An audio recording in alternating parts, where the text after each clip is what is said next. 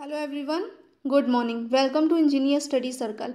आज हम लोग यहाँ पे देखने वाले हैं हिंदी और इंग्लिश दोनों के 25 क्वेश्चंस होंगे और जो 25 ईच मार्क्स का होगा। इट मीन्स 50 क्वेश्चंस होंगे और 50 मार्क्स के होंगे। एक साथ यहाँ पे अब हम लोग सेट सॉल्व करेंगे, तो लास्ट तक बने रहिएगा ताकि आपको पता चल जाए किस तरीके से एग्जाम में क्वेश्चंस आते हैं। चलिए स्टार्ट करते हैं। यहाँ पे हम लोग सीखेंगे कि पैराग्राफ को हम जल्दी कैसे सॉल्व कर सकते हैं। अगर आपके पास ज़्यादा टाइम है तो आप पैराग्राफ को अच्छे से रीड कर सकते हैं। अगर आपके पास कम टाइम है तो सबसे पहले आप क्वेश्चंस को रीड करिए, उसके बाद आप आंसर को दीजिए, ठीक है। और आप हमेशा ये याद रखिएगा कि पहले क्वेश्चन का आंसर हमेशा पहले पैराग्राफ में ही होता है और पहले के बाद में उसके बाद में दूसरा आंसर दिया होता है। चलिए स्टार्ट करते हैं। निम्नलिखित गद्यांश को ध्यानपूर्वक पढ़कर उन पर दिए गए प्रश्नों की सही उत्तर विकल्प चुनकर लिखने हैं। निरक्षरता किसी भी राष्ट्र, समाज एवं स्वयं व्यक्ति के लिए कलंक है। निरक्षर व्यक्ति के पास सोचने समझने की स्वतंत्र शक्ति नहीं होती। ना तो वह सामाजिक विकास के बारे में सोच सकता है, ना तो व्यक्तिगत विकास के बारे में। निरक्षर व्यक्ति अच्छे बुरे, उचित अनुचित, कर्तव्य अकर्तव्य के बीच में अंतर नहीं कर पाता। निरक्षरता के कारण देश को अच्छे नागरिक नहीं मिल पाते। उन्हें अपने अधिकारों और कर्तव्यों का ज्ञान नहीं हो पाता। उन्हें अपने कीमती वोटों का ज्ञान नहीं होता। थोड़े से पैसों के लालच में आकर वे अपने अमूल्य वोट अयोग्य नेताओं को दे देते हैं और इस प्रकार देश का भविष्य गलत हाथों में पड़ जाता है। नेता निर्धारित समय तक अपनी मनमानी करते हैं।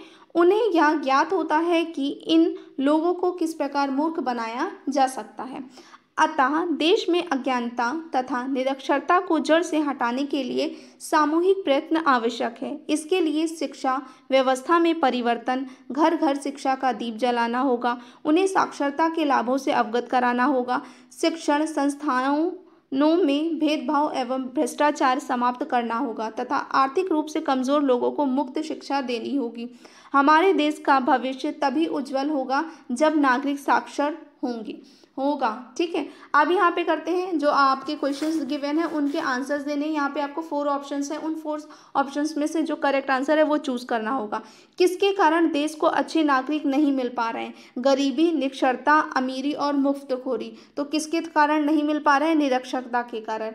नेक्स्ट है, हमारे देश का भविष्य कब उज्जवल होगा? जब हर नागरिक साक्षर होगा, जब सभी अमीर होंगे, जब लोगों में लालच खत्म होगा, या जब सबको मुफ्त शिक्षा मिलेगी। तो क्या होगा? जब हर नागरिक साक्षर होगा तब क्या हो जाएगा? भविष्य उज्जवल होगा। नेक्स्ट है, किस लालच में आकर लोग अपना अमूल्य वोट अयोग्य नेताओं को दे देते हैं? पैसों के, कपड़ों के, मुफ्त शिक्षा और उपयुक्त सभी। तो वो किसके? पैसों के लालच में आके अपना वोट दे देते हैं। नेक्स्ट है, निरक्षर व्यक्ति किस में अंतर नहीं कर पाता? अच्छे बुरे में, उचित अनुचित, कर्तव्य अकर्तव्य या उपयुक्त सभी। तो किस में नहीं कर पाता है? उपयुक्त सभी में। देश के नेता सत्ता में आने पर कैसा व्यवहार करते हैं? मनमाना, अक्षा, मूर्खतापूर्ण या इनमें से कोई नहीं। तो अपने मन चाह क्या करते हैं? व्यवहार। नेक्स्ट क्वेश्चन की तरफ मूव करते हैं। इनमें से किस विकल्प की संधि सही नहीं है? तो किस विकल्प की संधि नहीं है, सही है, वो आपको यहाँ पे बतानी है। तो क्या होता है आपका?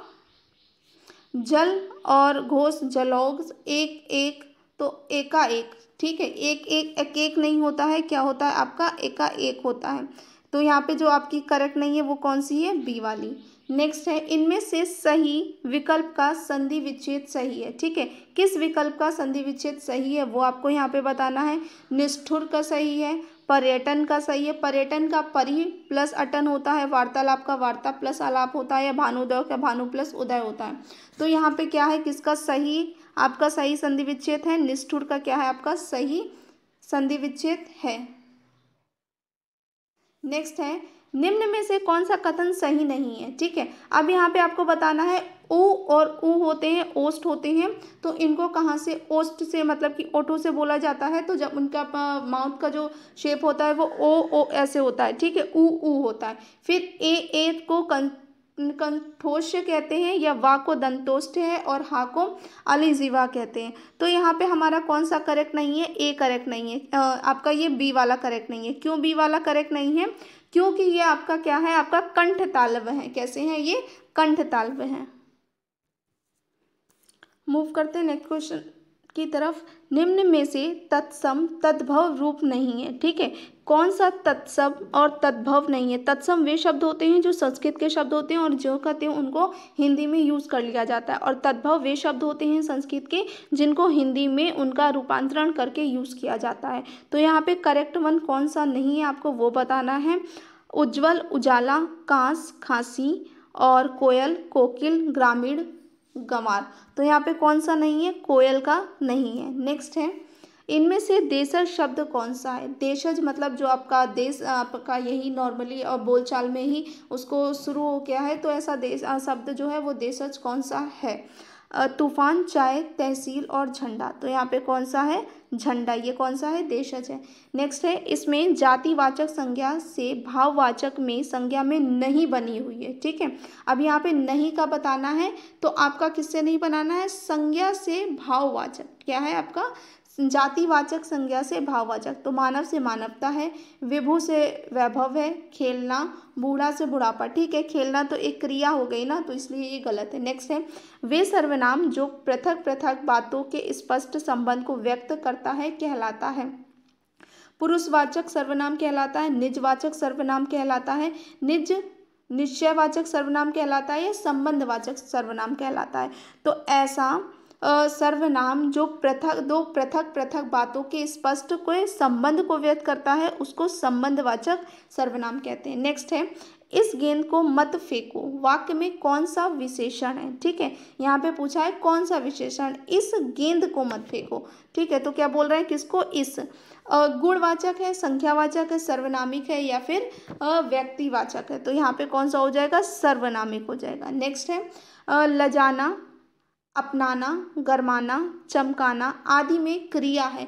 कौन सी क्रिया है? संयुक्त क्रिया है, पूर्वकालिक क्रिया है, सजातीय क्रिया है, या नाम धातु क्रिया है? तो ये कौन सी क्रिया है? नाम धातु है। नेक्स्ट है, किस वाक्य में क्रिया विशेषण का प्रयोग हुआ है? क्रिया विशेषण का जिसमें क्रिया की विशेषता बताई जा रही है वो कौन सा है? पेड़ पर पक्षी बैठा है, गुंजन गाना गाती है, या प्रशांत धीरे धीरे चलता है? तो यहाँ पे पता है कि चलता है, पर वो कैसे चलता है? धीरे धीरे। तो ये क्या है? क्रिया विशेषण हो गया। नेक्स्ट है, कौन सा बहुवचन का रूप सही नहीं है? ठीक है, तो इसमें कौन सा सही नहीं है? स्त्रियां, नदियां, खिड़कियां और दवाइयां। तो कौन सा सही नहीं है? दवाइयां। क्यों? क्योंकि दवाइयां जो लिखी जाती हैं वो कैसे लिखा जाता है आपका? वो इस तरीके से लिखते हैं, ये आपका क्या होता है? दवाइयां ऐसे लिखी जाती हैं। नेक्स्ट है, सर्वनाम में कारक होते हैं। सर्वनाम के कितने कारक होते हैं? सर्वनाम के 7 कारक होते हैं। नेक्स्ट है, जिनके संबंध में वाक्य में कहा जाता है उसे क्या कहते हैं? जैसे हम लोगों ने पढ़ा कि सब्जेक्ट में क्या होता है? 2 होता है, एक सब्जेक्ट होता है, एक प्रेडिकेट होता है। तो हिंदी में एक उद्देश्य होता है और दूसरा क्या होता है? विधेय होता है। ठीक है, ऐसे वाक्य जिसके बारे में मतलब शब्द जो सब्जेक्ट यानी कि जिसके बारे में कहा जाता है, वाक्य के संबंध में वाक्य बताया जाता है, जिसके संबंध में वाक्य कहा जाता है, ठीक है, उसे क्या कहते हैं? तो उद्देश्य कहेंगे। ठीक है, मतलब अगर किसी के बारे में बताया जाए किस संबंध में, ठीक है, कोई कार्य बताया जा रहा है तो जिसके संबंध में वाक्य कहा जाता है उसे क्या कहते हैं? उद्देश्य। और जो कार्य हो रहा होता है उसे क्या कहते हैं? विधेय कहते हैं। नेक्स्ट है, रचना के आधार पर वाक्य कितने प्रकार के होते हैं? तो रचना के आधार पर वाक्य के 3 प्रकार के होते हैं। एक आपका सरल या साधारण वाक्य होता है, मिश्रित वाक्य होता है, और संयुक्त वाक्य होता है। व्याकरण आपका व्याकरणिक दृष्टि से शुद्ध शब्द है। ठीक है, अब यहाँ पे देखना है कि आप जो लिखा है वो त्रुटि रहित है कि नहीं व्याकरण की दृष्टि से। ऐतिहासिक होता है, ऐतिहासिक होता है, या ऐतिहासिक होता है? तो करेक्ट हमारा कौन सा हो जाएगा? ए हो गया। नेक्स्ट है, कौन सा मुहावरा सही नहीं है? आंखें खुलना, वास्तविकता का बोध होना, आड़े हाथों लेना, खरी खरी सुनाना, खून खोलना, कोई असर ना होना। ठीक है, तो यहीं पे हमें जो मिल गया वो कौन सा है? सी वाला। नेक्स्ट है, वर्तनी की दृष्टि से शुद्ध रूप है। तो शुद्ध रूप कौन सा लिखा है? मूर्ति, प्रातःकाल, हंसनी और पक्षीराज। तो यहाँ पे जो करेक्ट है वो कौन सा है आपका? मूर्ति। मूर्ति क्या है यहाँ पे? करेक्ट है। नेक्स्ट है, काम का नाम बताने वाले शब्द को क्या कहते हैं? ठीक है, जो काम को बताए उसको क्या कहते हैं? क्रिया कहते हैं। नेक्स्ट है, माता पिता का अपनी संतान के प्रति प्रेम के लिए उपयुक्त शब्द क्या होगा? स्नेह, श्रद्धा, वात्सल्य और प्रणय। तो क्या होता है? वात्सल्य होता है। नेक्स्ट है, निम्न में से किस जोड़े में विलोम शब्द अशुद्ध है?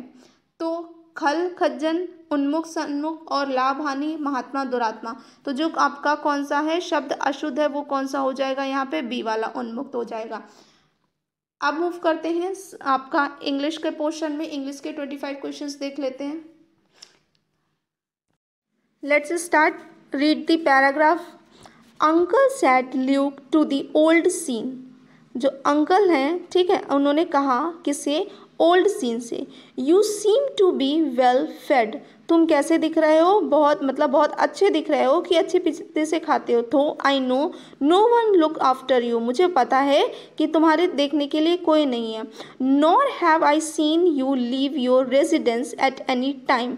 Tell me how you manage it. मुझे ये बताओ कि तुम ये सब चीज़ें मैनेज कैसे करते हो। Because Sean replied, I have a good feed every night at Empedier's orchard. After dark, I go there myself and pick out enough fruits to last a fortnight. तो उसने क्या कहा कि उसको वहाँ पे एम्पीरियर्स ऑर्चर्ड में खाने के लिए बहुत अच्छे से मिल जाता है, और जब रात होता है, अंधेरा होता है, तो वो वहाँ पे चला जाता है और बहुत सारे फ्रूट्स को कलेक्ट करके ले आता है। Luke proposed to accompany his uncle to the orchard. फिर ल्यूक ने अपने अंकल से कहा कि वहाँ पे ऑर्चर्ड में चलने के लिए। Though reluctant because of Luke's habits of euphoric exhibitions of extreme excitement, Sean agreed to make him along.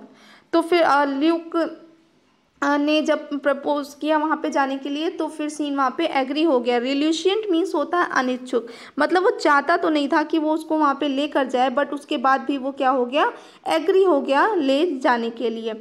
और यूफोरिक मीन्स होता है आपका जश्न। Sean agreed to take him along at the orchard while Sean hurried correctly to the fruits and left. ठीक है, तो वहाँ पे जो ऑर्चर्ड था, जो वहाँ पे वो लोग ऑर्चर्ड में गए जब, तो सीन क्या करने लगा, जल्दी जल्दी से फ्रूट्स को कलेक्ट करने लगा और चला गया।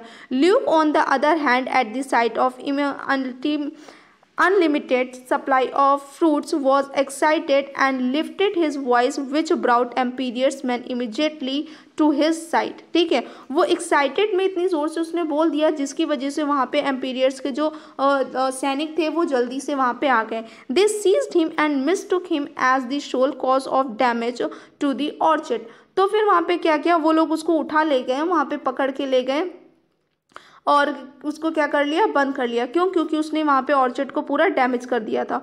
Although Luke retorted that he was a bird of passage. ठीक है, और जो ल्यूक था वो बार बार ये चिल्लाता रहा कि वो क्या था, वो बस वहाँ पे कुछ टाइम के लिए स्टे करने आया था।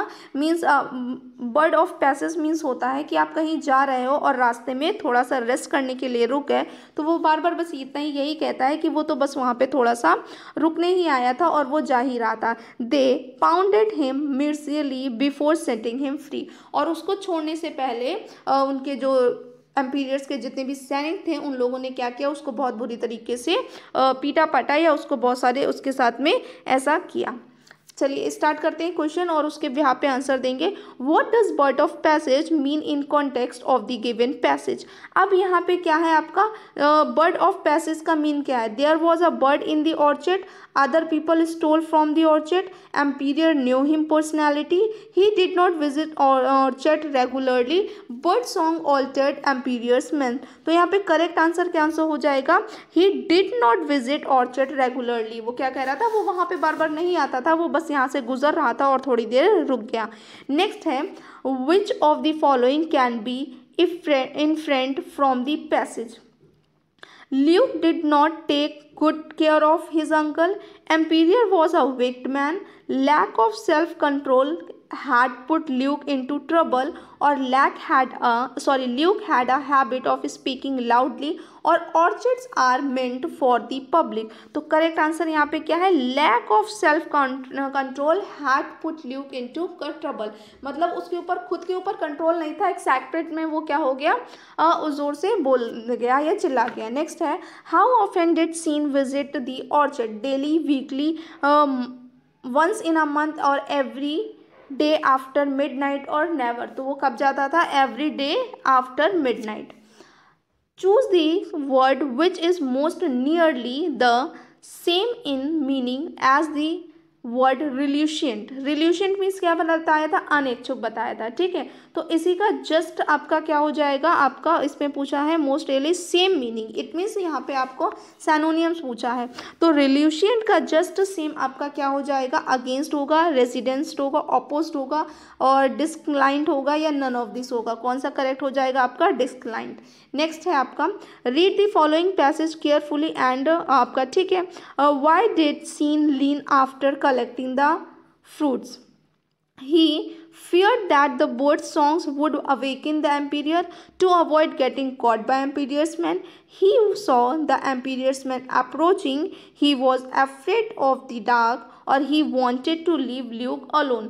तो क्या था, टू अवॉइड गेटिंग कफ, तो वो क्या चाहता था, वो वहाँ पे एम्पीरियर्स के मैन उसको पकड़ ना सके, इस वजह से वो वहाँ से चला गया था।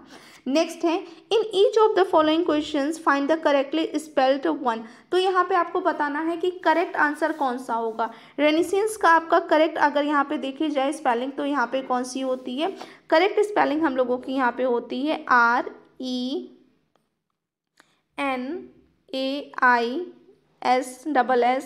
RENAISSANCE, ठीक है। तो यहाँ से हमारा जो करेक्ट हो जाएगा वो कौन सी हो जाएगी आपकी, RE, ये हम लोगों की कौन सी आ गई, थर्ड वन आ गई, RENAISSANCE। रेसिसेंस मीन्स होता है आपका पुनर्जागरण काल, ठीक है, एक ऐसा पीरियड, टाइम पीरियड जहाँ पे पुनर्जागरण हो। नेक्स्ट है in each of the following question find the correctly spelled. फिर से यहाँ से पूछना आपको, सर्विलेंस का आपका करेक्ट पूछना है। सर्विलेंस की स्पेलिंग होती है SURVEILLANCE, क्या होती है, सर्विलेंस। तो यहाँ पे करेक्ट वन आंसर हमारा कौन सा हो जाएगा, आपका बी, सेकेंड वन। और सर्विलेंस मीन्स होता है निगरानी करना। नेक्स्ट मूव करते हैं, सेलेक्ट करेक्ट वर्ड। अब यहाँ पे जो करेक्ट वर्ड है वो आपको करना है, इमिनेंट होता है, इमिनेंट होता है या इमिनेंट, तो इनमें से स्पेलिंग कौन सा करेक्ट हो जाएगा, स्पेलिंग होता है IMMINENT, तो कौन सा है, बी है। और इमिनेंट मीन्स होता है करीब यानी कि पास में। नेक्स्ट है in these questions a sentence has given in active passage out of the four suggested alternative select the one which best express the same sentences passive active voice। They will demolish the entire block। ये आपका किस form में दे रखा है, आपको active form में दे रखा है। आपको बताना है कि इसका आपका क्या बनेगा, ठीक है। तो they will demolish the entire book. तो जैसा कि हम लोग को ऑलरेडी पता है जो ऑब्जेक्ट होता है वो सब्जेक्ट में आ जाता है, तो the entire book, the block में भी, और द एंटायर बुक और the entire book, the block में भी, तो ये वाला आपका तो क्या हो जाएगा, रॉन्ग हो जाएगा, ठीक है। क्योंकि आपको यहाँ पे क्या पूछा है, आपका जो ऑब्जेक्ट है वो पहले आ जाता है। क्या बोल रहे हैं, दे विल, तो ये किस में आपका फ्यूचर में है, तो they will demolish the entire book. तो करेक्ट आपका क्या हो जाएगा, the entire block will be demolished. क्या हो जाएगा, the entire block will be demolished, ये हो जाएगा आपका डी। क्योंकि जो आपका फ्यूचर टेंस में होगा तो वो आपका फ्यूचर परफेक्ट में किस में हो जाएगा, चेंज हो जाएगा। आपका नेक्स्ट देखते हैं, दिस सरफेस फील्स स्मूथ। क्या है, दिस सरफेस फील स्मूथ, तो क्या हो जाएगा, this surface is felt smooth. क्या हो जाएगा, this surface is felt smooth.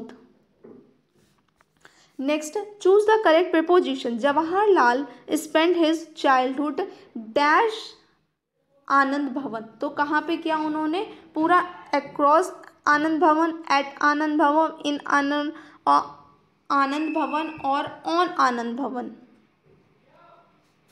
Cross use करेंगे, एट यूज़ नहीं कर सकते। एट हम सिर्फ एक थोड़े से सरफेस के लिए यूज़ करते हैं और थोड़े से टाइम के लिए यूज़ करते हैं। इन हम लोग लार्ज एरिया के लिए यूज़ करते हैं और ऑन हम यूज़ करते हैं किसी सरफेस के ऊपर की जब बात करते हैं। तो यहाँ पे करेक्ट आंसर कौन सा हो जाएगा, अक्रॉस। नेक्स्ट है, the boy was cured dash typhoid. तो क्या हो जाएगा, the boy was cured of typhoid. क्या होगा, ऑफ।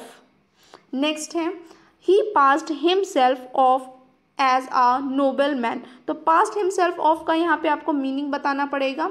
तो प्रिटेंडेड टू बी होगा, वॉज लुक्ड अपॉन होगा, वॉज रिगार्ड एज होगा, या वॉज थॉट टू होगा, तो जो करेक्ट आंसर हो जाएगा वो क्या होगा, प्रिटेंडेड टू बी। क्या होता है, पास्ट हिमसेल्फ ऑफ क्या होगा, प्रिटेंडेड टू बी। नेक्स्ट है do not trust a man who blows his own trump. यहाँ पे ये क्या है, आपको जो इडियम्स और फ्रेजेस है उसका मीनिंग यहाँ पे बताना है। तो ब्लो हिज ओन ट्रम्प का मीनिंग यहाँ पे क्या होगा, फ्लैटर्ड होगा, प्रेज अदर्स होगा, प्रेम्स हिमसेल्फ होगा, और एडमोनिशेस अदर होगा। तो यहाँ पे क्या होगा, प्रेज हिमसेल्फ होगा। Blow his own Trump means क्या होता है, प्रेजेस हिमसेल्फ। नेक्स्ट है choose the similar meaning of the given word. अब यहाँ पे वोरेसियस का आपको सेम मीनिंग यानी कि सैनोनियम्स बताना है। तो सैनोनियम्स का सेम मीनिंग यहाँ पे क्या हो जाएगा, आपका टेनेंसियस हो जाएगा, ट्रुथफुल हो जाएगा, स्पेसियस हो जाएगा, या आपका रेवेनियस हो जाएगा। तो जो करेक्ट हो जाएगा वो कौन सा हो जाएगा, रेवेनियस हो जाएगा। का मीनिंग क्या होता है, भुक्खड़ यानी कि पेटू, बहुत ज़्यादा खाने वाला। नेक्स्ट है अबॉर्टिव। अबॉर्टिव का मीनिंग क्या होता है, ये आपका निष्फल। ठीक है, अब इसका सेम मीनिंग बताना है। सैनोनिम क्या होगा, फ्रूटफुल होगा, फैमिलियर होगा, अनसक्सेसफुल होगा, या आपका कंज्यूमिंग होगा। तो यहाँ पे क्या हो जाएगा, correct one unsuccessful. Next move करते हैं, आपका टर्स। ट्रिस आपका टर्स का क्या होगा, टर्स का मीनिंग होता है आपका संक्षिप्त, या आप बोल सकते हैं ब्रीफ यानी कि शॉर्ट फॉर्म बोल सकते हैं। तो क्या होगा, brief in speech, beyond fear, without honour, और अंडर रिस्ट्रेन। तो करेक्ट आंसर यहाँ पे कौन सा हो जाएगा, आपका brief in speech. Next move करते हैं, कॉमन एरर बताना है। When the principal entered the class a student dash on the blackboard, wrote on the blackboard, was writing on blackboard, और राइट्स ब्लैक बोर्ड, और is writing. ठीक है, तो यहाँ पे क्या लिखा है, student. A student was writing, क्योंकि वो लिख रहा था। व्हेन द प्रिंसिपल, ठीक है, हो नहीं रहा, अभी एंटरिंग कर नहीं रहे, जब उन्होंने एंटर्ड किया तो यहाँ पे पास्ट फॉर्म में आ गया, तो वो क्या कर रहा था, लिख रहा था। नेक्स्ट है he always dash to prove that the earth revolves around the sun. तो यहाँ पे क्या हो जाएगा, ही ऑलवेज ट्राइज। यहाँ पे क्या हो जाएगा, he always try to prove that earth around revolves around the sun. Next है fill in the blanks with suitable auxiliary verb. I dash paid my feet before the last working day. Next है fill in the blanks with suitable work. dash you play cricket. तो correct answer क्या हो जाएगा, do you play cricket.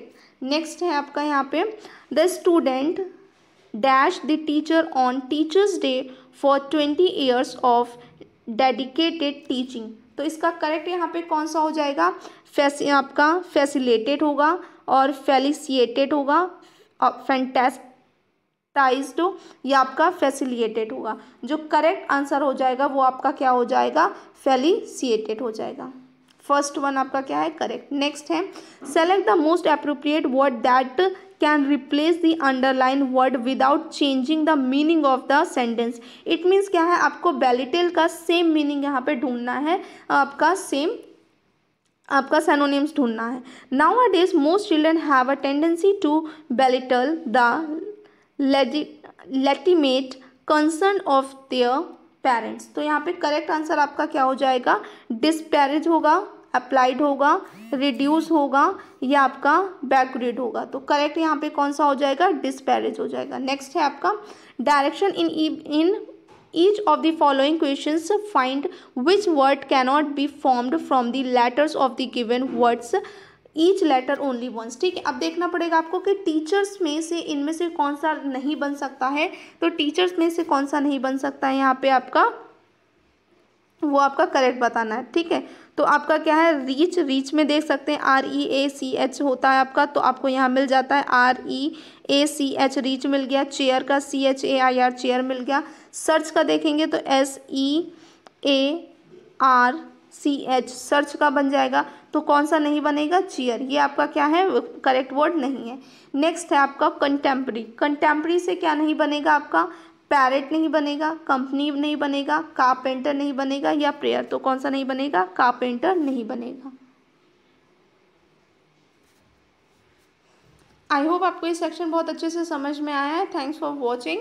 आप हमारे Telegram channel को join कर सकते हैं एवरी नाइट 9 PM पे क्विज के लिए। Have a good day.